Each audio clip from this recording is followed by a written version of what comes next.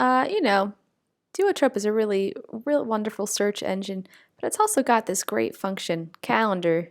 What does that mean? This is a great way to search. Let's say like you don't really have something to submit, but you're like wanting to get inspired. So without you even using the search form, there's about 200 deadlines coming up, and these are all time-based deadlines for journals all over the place. And I think, yeah, we're in fiction, so you can change that to what you want. You know, nonfiction, poetry, and art. We'll just stick on fiction for now. And there's all kinds of contests, you know, so for Valentine's Day, they have Burning Love and Bleeding Hearts, you know. There's all kind of V-Day stuff coming up, you know. And you'll see that with the holidays. They've got like Christmas and Halloween and everything. And, you know, then there's like really interesting ones like neurodivergence with Room Magazine. They're hard to get into. And so you can check out these deadlines and get inspired. You can also narrow it down. So you know, you can narrow it down if you want a contest, anthology. You know me, I always narrow it by pay. So let's narrow it by token market. So we're going to go from 94 to 86. Girl, you want to get paid. So let's say we're interested in the first line. The first line magazine, they give you the first line of the story, and then you have to write the whole thing. And let's say I really want to submit to this. I'm going to track this deadline. You hit track. I love first line. If you want to put it in comments, you can add that. And then you'll see in your upcoming deadlines, it'll start tracking, you know, which ones look cool to you. So that's a nice way to see what's coming up. And if you don't have material, you can generate material. Now in the original search, we didn't go to a listing. So we're going to do that here.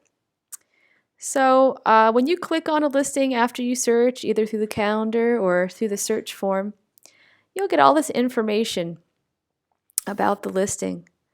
So they'll give you a little blurb up here about them, where they're listed, what their audience is like. Then they'll have a section for fiction, nonfiction. Some of them will also have for poetry and for visual art.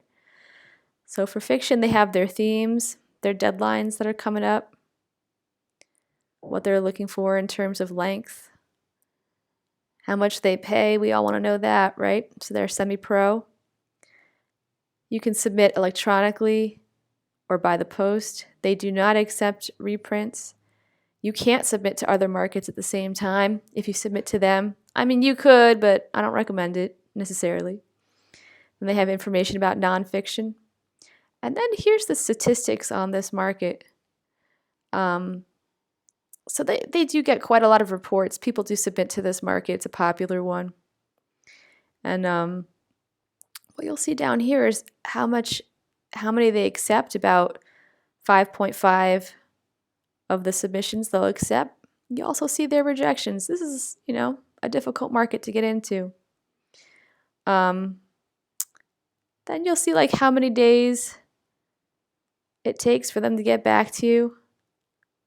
Some people got 3 days, but the average medium is around 50 or so. And the worst is 160 days. You know, sometimes it takes a while. This is how many people in Duotrope or have pending responses. That's kind of cool to know about. And then this is also useful. You can see some similar magazines. And that's nice. So if you come back up here, you have some options. You can go to the publications website. And if you click on that, there you go. Easy.